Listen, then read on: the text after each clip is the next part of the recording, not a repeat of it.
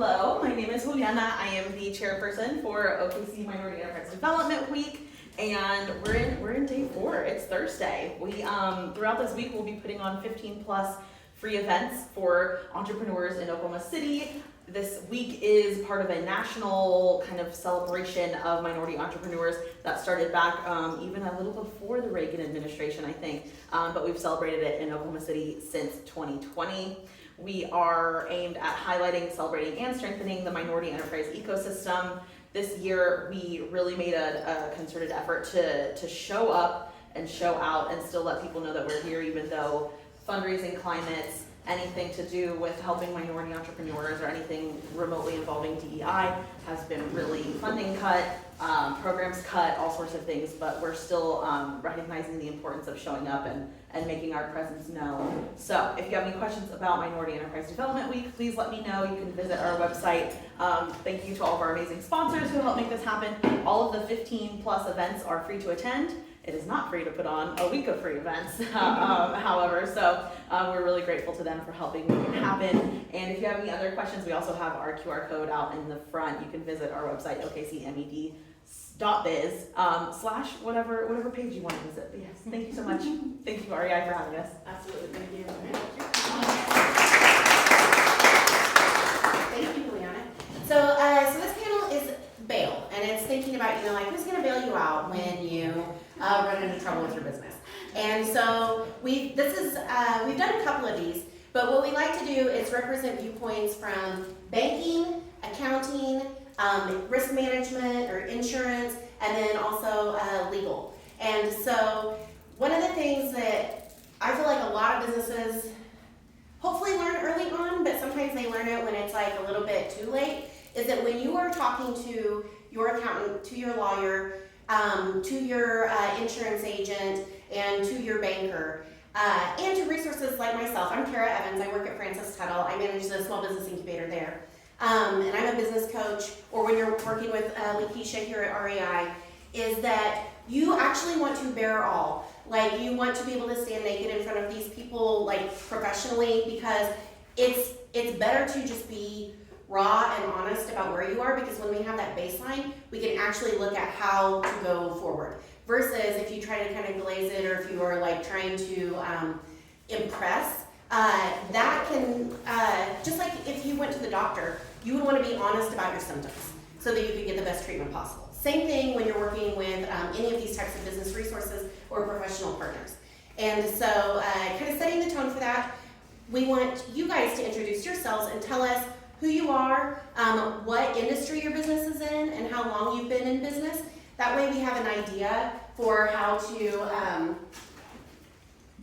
hi, you're just in time. No, we're just starting introductions. So get comfortable, there's coffee, there's snacks. So yeah, we'll start with Makiba, and if you want to tell us who you are, what your business is, and even if there's something you're hoping to get out of this, that way then when we start the questions with our experts here, we'll just try to make it a little bit more tailored so that we are making sure that we address what you need.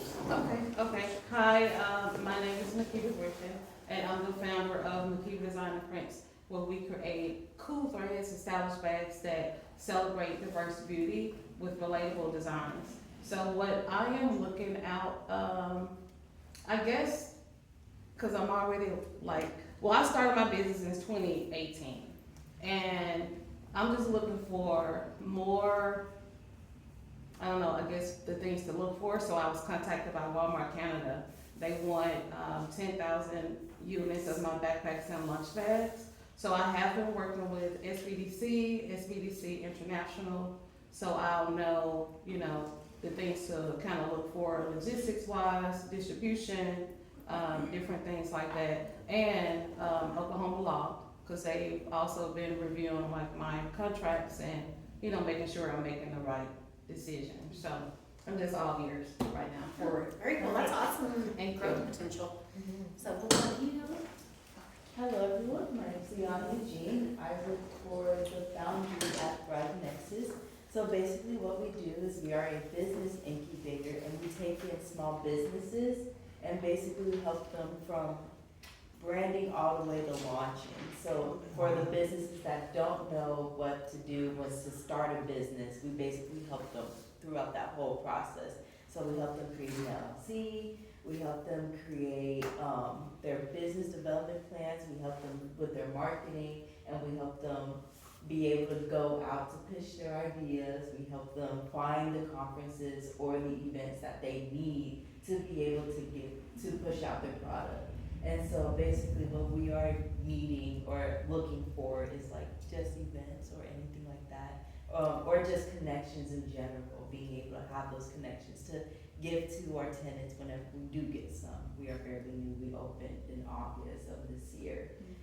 And we are state certified, we also got state certified August. Congrats. State certified incubator? Yes. My name's Parker McKinn, and I'm her coworker, and so she did her job explaining. Great.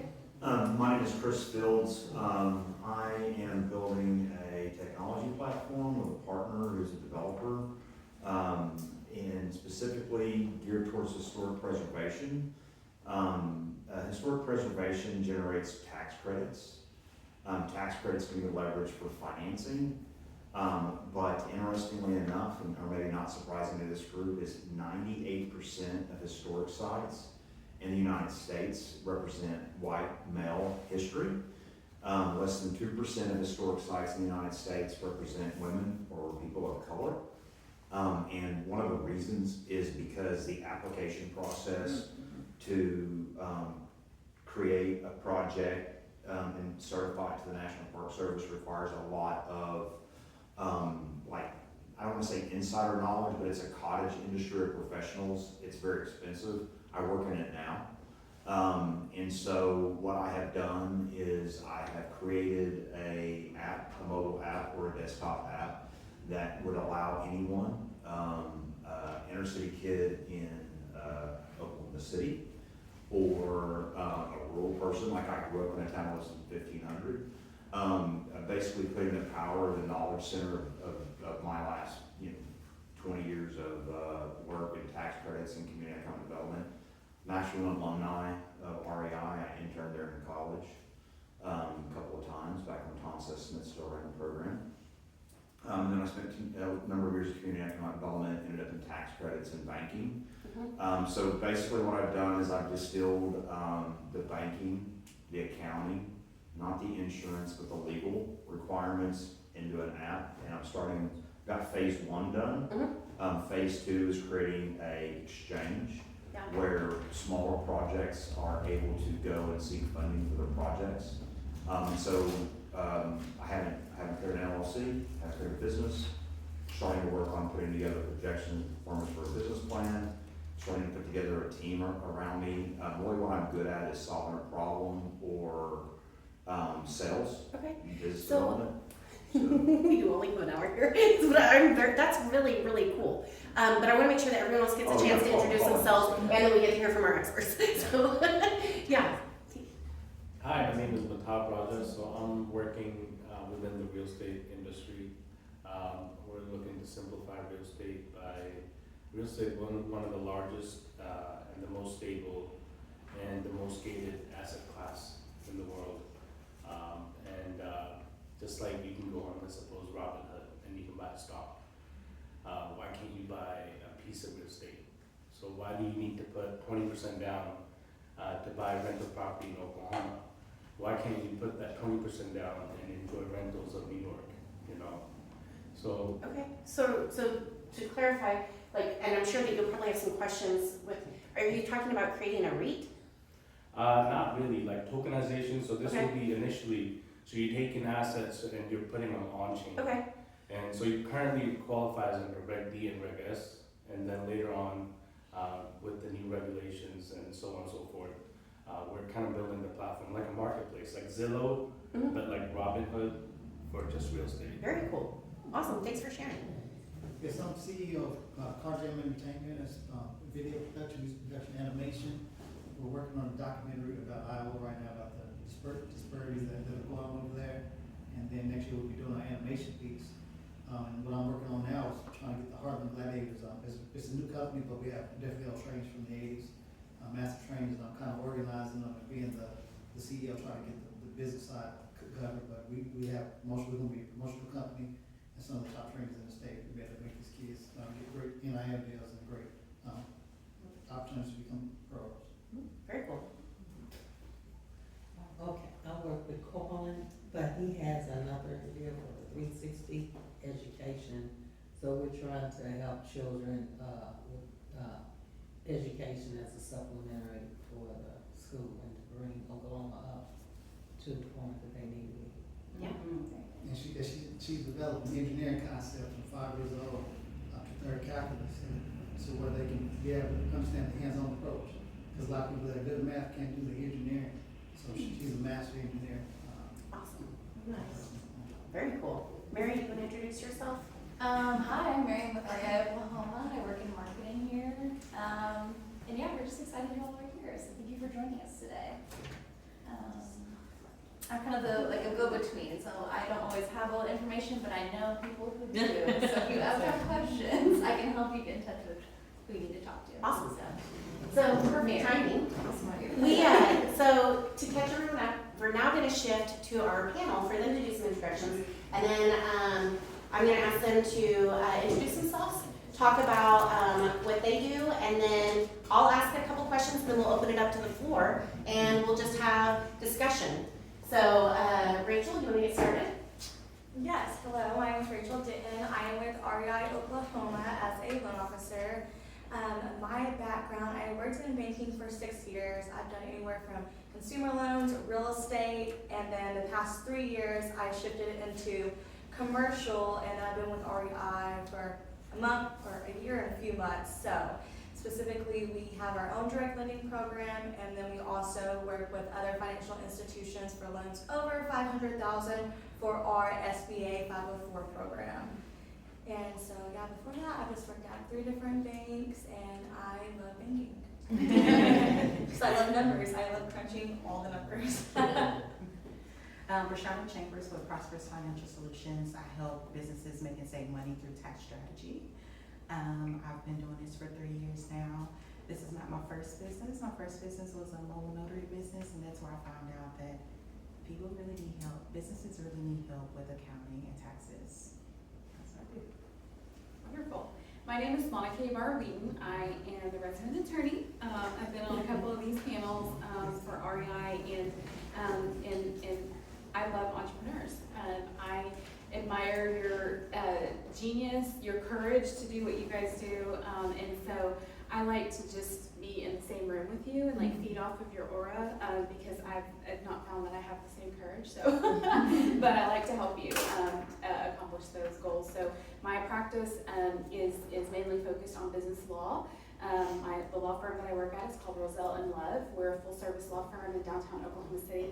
And so we have 8 lawyers that practice in a variety of areas. So I tell people, with the exclusion of criminal, immigration, and personal injury, we can probably help you. We do everything from estate planning, business succession planning, business litigation, formation, contracts, all of the things. So I work with a lot of entrepreneurs. I'm on the board for Stitch Crew, if you guys know of Stitch Crew, and have just really, really enjoyed watching entrepreneurs like you start and grow their businesses. It's just been really empowering. So, Well, that is a great segue to our first question. So, because you mentioned courage, it's brave to put on the entrepreneur's hat because you are accountable 24/7, and the buck stops with you, and it's a lot. And so we want you to be successful. And so I'm going to ask our professionals, what are some of the pitfalls, or what's kind of the something that you wish you could say to someone starting out, like, I've had to help someone through this, it was a horror story, and we don't want that to happen to you. So what would be, we'll start with you, Monica. What's a pitfall that you've witnessed that you would like to save these wonderful people from? So I think I've been writing down your names and businesses, a little bit of notes about your businesses, and I think to answer this question, one thing that is applicable to everyone in this room, the horror story, is contracts, okay? poorly written contracts can sink a business, okay? And if you think about when I say contracts, there's all kinds of contracts. It starts from even what type of business structure you're choosing. So if you, like Chris, you're going into a partnership or something, with business partners, those are contracts, right? Those agreements that you have with people that you're going into business with are contracts. The lease that you have to release your space, that's a contract. The software that you're using in your business from, whatever it is, those are contracts. Those have, especially technology contracts, have all kinds of terms in there. They're usually very long agreements, and most people are like, oh, what's it gonna cost me? Let me sign it. You don't take time to look at, does it auto renew or not? If it does auto renew, what percentage can they go up every year? And so for somebody like entrepreneurs who are just starting out a business, every dollar counts, right? And so I did a presentation earlier this week to a different group of entrepreneurs, specifically on commercial leases. And once you get out of, we've all probably rented an apartment or a house or something like that, but when you move out of a residential contracting and leasing type situation to commercial, things can get very complex. And those contracts are typically kind of long-term for a small business, right? You're looking anywhere from 2 to 5 to 7 to 10-year contracts. So what's in those contracts matters for you. And that's at every level of your business, whether you're hiring employees, starting a partnership, technology type contracts, all of these things matter. So I would say the horror stories, and usually a lot of the litigation, right, that we get involved in, it stems from either a poorly drafted contract where it's completely ambiguous and nobody knows how to interpret it, and then when push comes to shove, somebody wants to interpret it this way, somebody wants to interpret it that way. So poorly drafted contracts, no contract, right? He said, she said sort of thing. Or people just didn't read it and understand what they were signing. And so I could go into 100 horror stories related to that, but I think that's applicable to everyone in this room. So it just hopefully stresses the importance of you guys knowing what it is that you're signing your business up for and how critical that is for you, especially at this initial, the first few years of your business. So from an accounting standpoint, my motto is accounting can put you in a great tax position. Clean books can put you in a great tax position. So if you don't have like a QuickBooks or maybe an industry preferred accounting system, from the start, you're probably paying too much in taxes. You're losing great reductions. You're not keeping up with those things that you're paying for out of pocket. There's many things that you can do by saving money just by having clean books or keeping up with deductions that are the things that you're paying for. Even the revenue coming in. Maybe you have all these different services that are like, hey, I'm doing this, this, and this, and this, but one of those services are not bringing you as much money as another service. But you wouldn't know because your books aren't clean and you're not keeping up with it. I simply saved someone this past tax season $6,000 because their books weren't clean. And she's like, my last CPA wouldn't sit down with me and tell me like how to do this and whatnot. But I can do that. I'm not reactive, I'm proactive. So I don't want to just see you at April 15th and give you a bill. That's not where I'm coming from. That's why we're Prosperous Financial Solutions. I want you to be prosperous throughout the year and plan with you.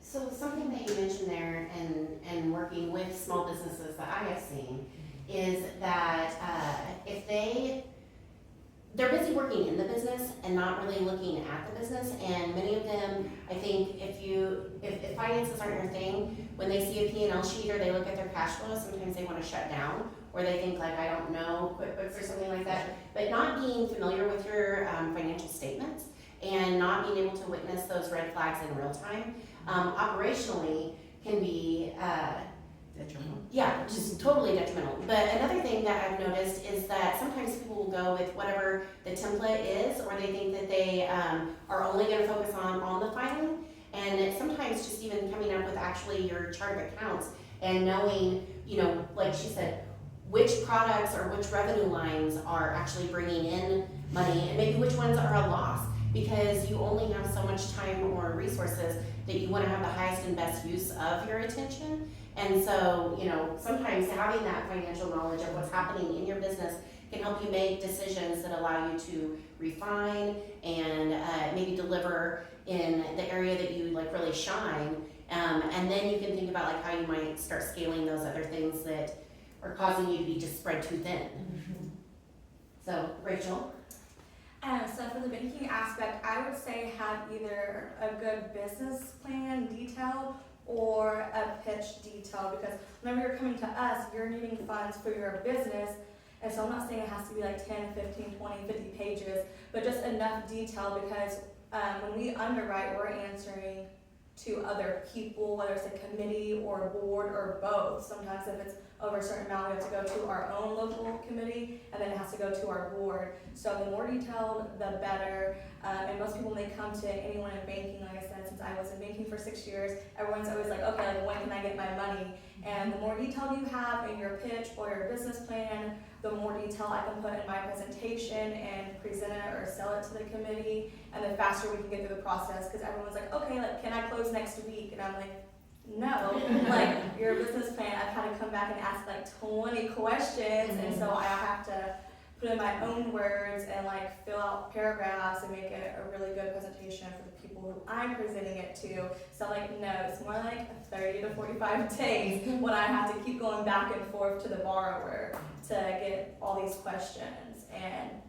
projections are also another thing, which we can go into that later, because I'm sure there's gonna be a question about. You made a good point though. Whenever you're talking to your lender, they are your advocate, and so if you have that relationship with them, you know, as you're trying to, even before you need the capital, to understand what the different instruments are and what might be the best fit for you, that is going to help them when they do have to go speak on your behalf to the loan review committee or to their board. And that happens at community bank level, at REI, which is federal, and then, but also the direct lending. I mean, there's always another layer. And so the more that you can be honest and provide information, the better they are able to advocate for you. I think another thing that I've noticed with entrepreneurs coming in is that people don't always have a clear idea of which vehicle is going to be the best way. Like if they are, you know, better suited to focus on revenue, if they are better suited for a loan, or if they are, you know, high growth and eligible to seek equity investment. And that's an entirely different, you know, business model from all of us. So yeah, I think the more that you can share up front, the better that we are able to, one, help you, but if it doesn't happen to be in our lane, then we can redirect you, because all of us all work together. And I think that the ecosystem is really strong, but we can't put it to work for you unless we do know everything. And then on the insurance, I would say some of the nightmares that I have seen are that people think that, you know, like when they enter an incubator, or if they're just getting started, and they're like, well, it's only me or whatever, so they will get just like a very generic general liability policy for like $1 million.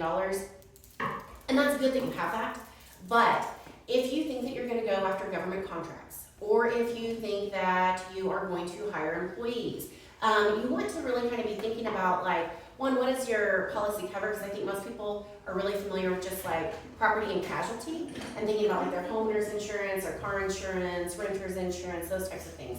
But when you have a business, you have equipment, you might have real assets, you have your operations, you have, if you have employees, you'll have workman's comp, but also just, I mentioned the government contracts, your eligibility, it can prohibit you from even going after projects if you aren't properly covered to bid on those. So we kind of went with the nightmare. But now, I'm gonna ask them, what's the smartest thing you've ever seen a startup or a small business do that you just were like, wow, I would love to share this with other clients or other businesses and see how this might be replicated so that everyone can learn from this company's success?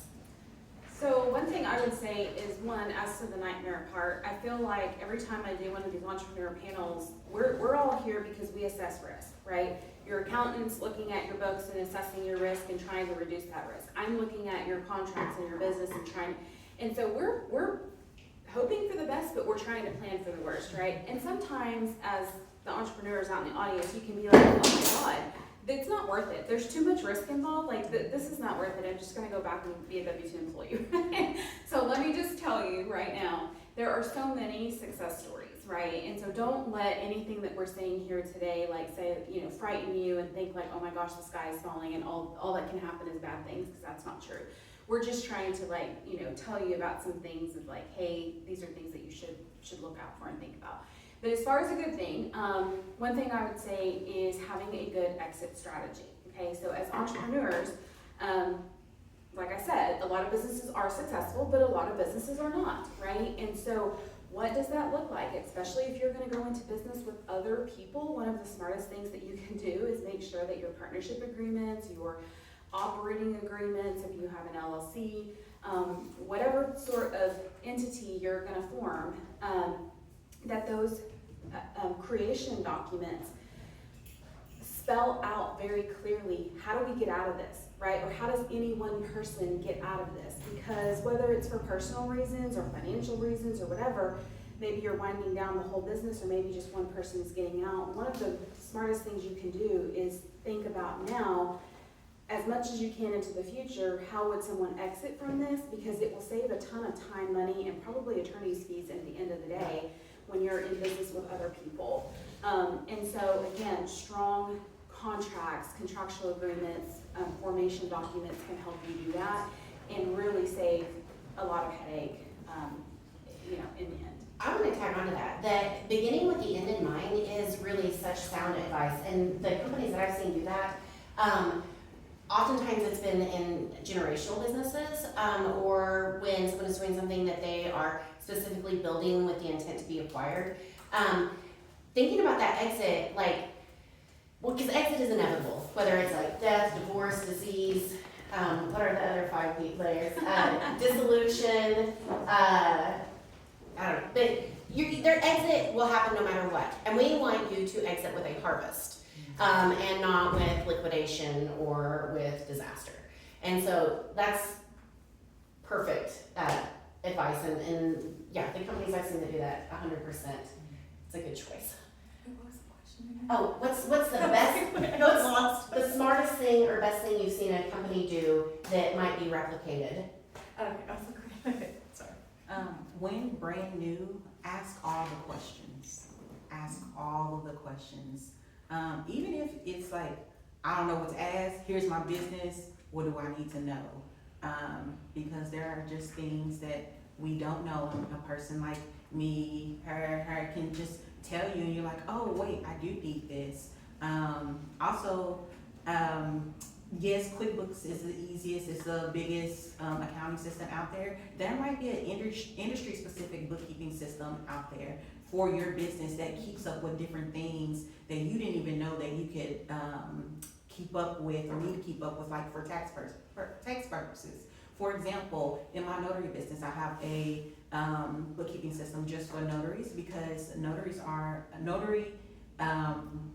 revenue is exempt from taxes. And so my system keeps up with how many notary stamps that I do in the year, and at the end of the year, I don't have to pay taxes on that revenue. So there might be a system out there that's just like that for your industry. So just ask, ask.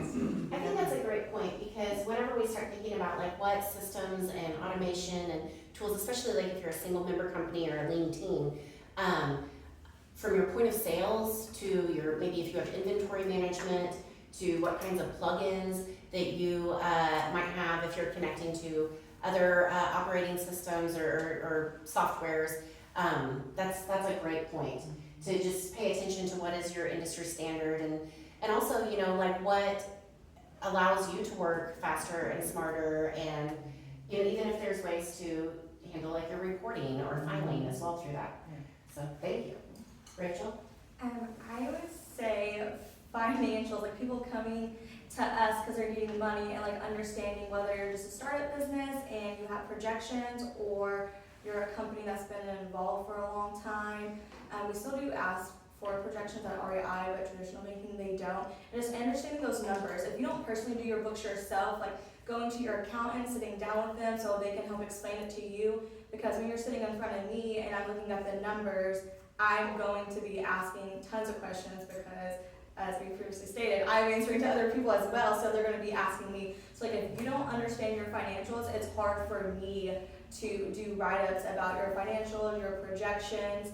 And I would say, I mean, I'm a very detailed person, I don't know everyone is, but if on your projections or your business financials, you just have like an other category and it's kind of like not broken down and it's a big amount, I'm automatically going to be asking every time, what is in that other category? Because we need that broken down to answer to other people, especially like a very large amount. So like if you don't understand your financials and you're coming to me and you're like, well, let me get with so-and-so, or I don't know, let me get back to you, I'm going to be kind of looking at you like, I don't know about this. Like, I'm going to be a little iffy on if you kind of actually know what you're doing on the revenue and loss side of things. So I feel like if you can come in confident and you know your financials, or you've sat down with your accountant, and I feel like that's the best. That's It's just hard, it's hard to kind of understand those. Like, I understand that. It took a lot for me to learn those too. So- It took me a minute. Some of that speaks to if you have historical revenue, and you actually have operations already. But I know that a lot of startups are pre-revenue, and as they are applying, whether it's for, federal research grants, or if they are wanting to join an accelerator, or if they're going to be looking at something that's like a direct lending program, or maybe something through a lending tool that has more of a social impact emphasis, like you might find through like MetaFund or a CDFI, you're gonna have to still have performance, you still have to have those financial statements. And the thing that they're gonna be looking for is that, just how she wants to know, and she emphasized like that you know what's happening in your business. We wanna see that you can communicate and articulate like that you know your industry, that you have realistic expectations, that you understand your capacity, that it's not just like looking at, this is a $3 billion business and I'm gonna capture 3% of it. That does not work. We wanna know that you only have, you're gonna work, 70 hours a week, and so we don't want you to burn out. We need you to know when there's gonna be like, triggers or milestones to hire someone, or to outsource something, or to, maybe scale up, or those types of things. And so if you are at that where it's speculative and you're like, this is pointless because I'm guessing, or if you're frustrated, my best advice is to go to your local tech center, because they have small business management coordinators that can help you with that, or go to SBDC.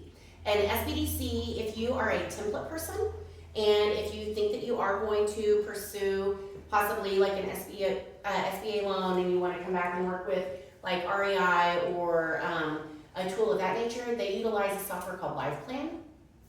And so it is filling out forms, and it's a confidential relationship with that. If you come to the tech center, or if you come to like another incubator, since you guys got certified and Citizens Bank got certified, I think now we are up to 29 certified business incubators in the state. And we have reciprocity amongst each other. So you can kind of find your flavor, because there's, just in the metro alone, I think there's almost 20 SBDC people. There's 29 tech centers across the state. Now there's 29 certified business incubators. I think that 6 or 7 of them are in the metro area. And so it's not a mutually exclusive agreement. We all work in tandem together, so you can work with more than one of us at the same time. And we can help you through like those initial pro forma things, so that then when you come in and talk, you can have like realistic conversations, so that you're getting the biggest bang for your buck when you're paying for these very valuable and very needed professional services. So, yes.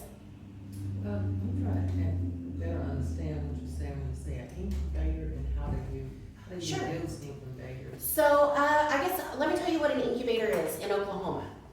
An incubator and accelerator, sometimes people use them interchangeably, but they are not really the same thing at all. An incubator is facility driven. You actually occupy space there, and the state of Oklahoma, for certified business incubators, allows founders to have exemption from state income tax for 10 years. But it has a caveat, because it's a program. And so by having, maybe that lower overhead, or enjoying those financial incentives from the state, you agree that you're going to have monthly business coaching, you are going to engage in professional development, you are going to share your financials, and you are basically submitting to that you are coaching, and you have to be in it for at least a year. because they don't want people to just be like, oh, I joined an incubator and I'm gonna avoid paying income tax. You have to show that you are a success or making progress. No one expects that you're gonna hit it out of the park. I mean, we all know about that kind of valley of death. And so it sometimes takes 3, 4, 5 years for someone to truly be profitable and start gaining momentum.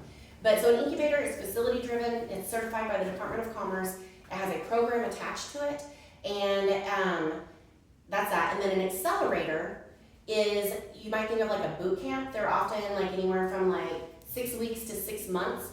There are 3 state-backed accelerators with matching monies through Oklahoma, and that is a rural one, an Oklahoma City one, and a Tulsa one. And right now, some of those bids are open for who's going to execute the next round of operating the state accelerator, but it has been Generator, the Farm Bureau with their grassroots accelerator, and then Techstars. But I believe that Gradient is likely going to take over the Tulsa accelerator portion, and it's unknown yet who will have the Oklahoma City portion. But regardless, it will exist. And so typically those types of programs are going to take an equity stake. You're going to join it. You're going to have to hit milestones. Most of them, in exchange for like $100,000, you give up 7.5% to 8% of your company, and so they become a shareholder. And that is really for if you're on a high growth path. If you are looking at traditional lending or revenue funding, then you're going to probably want to look at different vehicles and resources that are focused on you being owner operator versus scaling it and exiting it. But we're going to open this up to you now. We have 15 minutes left, and so it is your, raise your hand, let us know which panelists you are directing your question to, and we want to hear your needs.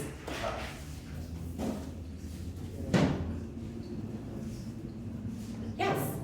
So I'll just add on to, it's more of a comment and maybe a generalized question.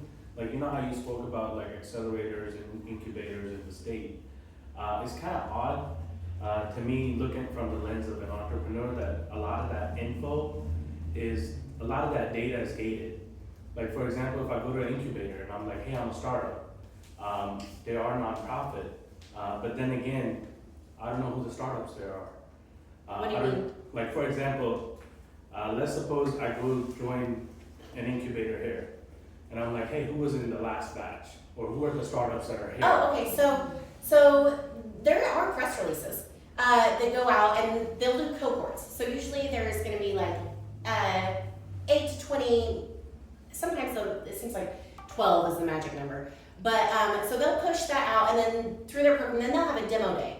And so it's really more about being, I think it's an awareness thing, because it is all public information, and so I don't mean to seem defensive about the word gate kept, but like the purpose of incubators are to be gate openers. And so that is really not the intent. So, and most of them will have it on their websites of who's in the current cohort, and then they'll have in the news what's happening with alumni.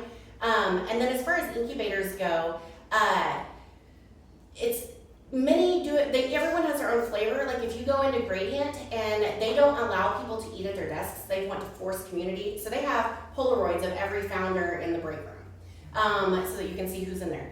We have on our website who the current tenants are. I don't know how Nexus is planning to do it. I know Verge is really good at advocating for who their tenants are. And so I think it's, maybe just as an ecosystem and as a community that we need to consolidate communication channels. One of the ways that we're really trying to do that is through Launch OKC Metro. And so that is every resource provider puts their calendar events on there. They put their resources on there. There's a knowledge center. And so I think it's more that it's so parsed. Yeah, and it would be nice to have kind of like, let's suppose I'm looking from the lens, if I'm just coming out of college and kind of get into this space, let's suppose I would want to meet other entrepreneurs. Yes. I would want to connect, like maybe like a little checklist, like for example, before I go talk to the banker, like this is like a generalized checklist for XYZ incubator. So that would be, if you go to Launch OKC Metro, or if you go to the SBDC site or the REI site, they do have checklists, but also there's the OKC ID, each of the chambers, there are so many things that it actually can be overwhelming. So one of the things, if you just walk into your tech center, if you just walk into one of us, because we all work together, you can just say, this is what I'm looking for, and we can be like, oh, that's Kristen. Oh, that's Lindsay. Oh, that's Lakeisha. And that way we can soft intro you, so you're not trying to navigate it blind. Nice. So there's a lot of on and off ramps. You just gotta get on to one of them, and then we'll handhold you. I'm still trying to understand incubator. Can you give me an example of how somebody used the incubator? Sure. Sorry to the panelists, I'm talking a lot. Incubators have been around in Oklahoma since around, I think 2007 was the first incubators. And so typically they'll have a 3-year limit on how long someone can be in one. So I'll use Standards IT as an example. They're an alumni of the Francis Tuttle Incubator. They entered into the incubator in 2017, and they were there for 2 years because they grew fast enough that they outgrew their space and they needed to get their own space. And so people will come into an incubator because they're looking for lower overhead, to be surrounded by resources and experts, and to, and each incubator and co-working space is different. But they're looking for that peer-to-peer energy, or that, maybe they can outsource from their neighbor because someone might be doing a marketing business and someone else is an accounting business and someone else has a SaaS platform and someone else has this, whatever. And so Standards IT, they outgrew the space. They got another, and then coming up this year will be, or I guess no, they have 2 more years, because you have 10 years from your date of occupancy. So in 2027 tax year, their incentive will run out. But, so they were in the incubator for the 2 years, they graduated, they're operating in the state, but they also have to answer questions, because we have to report back to Commerce, because they file a report with the legislators to show how incentives are being used. So, but typically someone comes into it because they need to build up revenue enough to justify purchasing or leasing a larger space, and they are looking for those, like wraparound services while they're vulnerable. I got a banking question. So as far as like commercial lending for a startup business, what do you say are common mistakes that they make that make it so they don't get approved for lending? So, I would say, I don't know if I'll call it mistakes, just some people don't have like enough collateral. I guess I can speak for both sides. So like at REI, we don't do unsecured loans, and so we have to have collateral. Like you may be leasing a space, and obviously we can take like equipment and some inventory as collateral, or if your business has like a vehicle, we can take that. But working capital, so like your rent, your utilities, marketing, supplies, that's essentially unsecured, and so we have to have, it's all liquidation value. Like at a traditional bank and at REI, we take, depending on what the collateral is, separate liquidation values, but we do have to have a certain amount of collateral available. But at traditional banks though, you can do like lines of credit, revolving lines of credit, and you can do unsecured loans there. So, and also I would say, which everyone probably knows, but credit scores, your personal credit scores do have an effect on everything. Interest rates and all that stuff. I know at REI, it's 600 your lowest. If you have a lot of like collections, I would definitely like get that cleaned up. Some people, the banks will refer them to us, since we still have like rules and regulations that we have to abide by, but we're a little bit more flexible. I don't know if that's the right word to say, but we are a little bit more flexible than like your traditional banks. But we still have that threshold of like 600. And if you have derogatory accounts, a lot of people just think they can have lots of collections and that we can still accept that, but we cannot. Like at REI, we don't count against medical. It's been a minute since I've been in the traditional banking side, so I don't know exactly what their credit score is. Most of the banks who send us people, theirs are a lot higher threshold on their credit report. And as far as the derogatory accounts, I don't know how they do it on the traditional side. But most of the time, we'll come back once we pull your credit and be like, you'll have to like get this all paid off and taken care of before we're allowed to go further in that. So the credit score, having collateral, I feel like those are the most, when people come to me, aside from the other stuff I talked about, like projections, not understanding financials a lot of times, and then collateral, yeah. So I would add on that there's sometimes an unrealistic timeline expectation, because sometimes people don't seek capital until they are in the emergency, and so you want to be planning ahead. So if you're conceptual right now and you're thinking about like, okay, I can make it with using like personal equipment or my spare bedroom until X amount.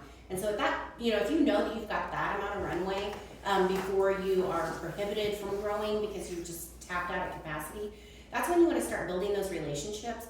And that might be that you go get, you're using treasury services, or you're thinking about, what type of commercial checking account. But you want to have your entity in place because you have to take in your articles and everything, and have your EIN and know those things to open up that commercial banking account. But that's how you and then they can see like your cash flow, and they can see, that you are reliable, and they are, getting to know your character. And so I think that also you want to look at even like different like interest rates, or what if there's certain, institutions that might have more grace for certain industries. So I think that it's more where sometimes startups will mess up is that they don't do proper research. They just walk in cold to someone that doesn't know them, and they aren't good at talking about because there's usually like a language barrier with jargon. And so I think that the biggest mistake they can make is not doing research and knowing when they're going to need that capital up front and how long it might take, because their loan review committee might only meet monthly. Some meet weekly. Some people, like at a small bank, might have personal autonomy, and others won't. And so I think it's really relationship building. Yeah, I'm glad you mentioned that, because actually recently I've had 2 different borrowers come to me when it was like way too late for them. Like their business wasn't picking up like they thought it would, so like all of their credit cards are all like maxed out. And they're like, okay, well, like, I need it by the next month because, like, we're going to be having to close doors. I'm like, that's like a week or 2 weeks, like 1.5 weeks. Like, they're like, well, we thought we would. I'm like, you should have probably been paying attention before now and maxing out all your credit cards, because now, like, your credit's changed. We see that your loan to value is 110%. Like, there's no way I can take this to my loan committee. So just try to pay attention and come to us before it's too late. Like, I know some people they have extra cash in their own systems, so I would just try to seek help before like it's too late and look at your stuff. And sorry. I was gonna say, and that's where your accountant comes in, and they can see those red flags before you get there. They can catch those things, or even catch what's even draining you. So we have 3 minutes left, and so I'm gonna ask our panelists to just share some parting words or encouragement, or if they want to share their contact information, if you want to get in touch with them after this. So we'll take the rest of the time for you guys to close us out. I would just say invest in yourself. As a startup, you guys are, again, and rightly so, looking at the cost of every service and what can I do myself, or where can I use resources and all that, and all of that is wonderful.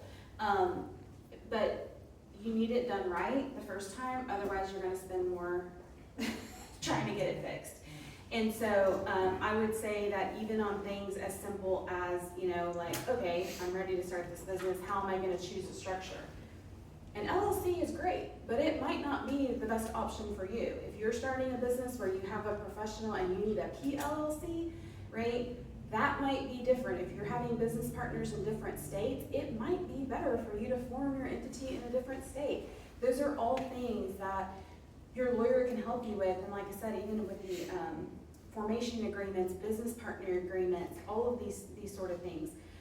Taking into account, exits and ownership of, I think a couple of you, like you're in, you're producing video content, right? You have IP. That's IP, right? That's intellectual property. Same thing for Chris's type of business. Like at an exit or a sale, who owns that, right? And making sure that that is all tightened up from the beginning. And it doesn't mean that can never be be changed, right? Depending on how your business progresses, you might want to take on new partners. But when you start a relationship with your lawyer, your accountant, your banker, your insurance person from the beginning, when we're growing with you, it's easier for us, and easier for your lawyer equates to cheaper for you, right? To jump in anytime. Because if you just call me cold one day and you introduce yourself and tell me all about your business, and okay, I have this problem, that's gonna take me a little bit more time, i.e. cost you more than if you and I have worked together from the beginning and I know who you are, I know what your business is, I know what contract it is. If I drafted it, even better, right? Like I know exactly what's in there. I have copies of those things. We're not, playing the paper chase here, trying to find out all your documents. So I would say, I know it can be an expense to hire professionals to do the job, but more times than not, it's gonna pay off for you and be cheaper for you in the long run to have it done right the first time, from the beginning, right? And then change and allow your professionals to grow and develop with you as your business grows and develops. So, like I said, I know it's never fun to see your accountant billing you by, or I don't know how you bill, but lawyer billing by the hour or whatever, but I promise you it can be worth it, even in something as simple as helped a client with this last week, choosing a name, right? You do not, especially if you're doing like government funding, taking insurance, you do not want to have to change your name. Even from a marketing expense, that's expensive to have to change your. And EIN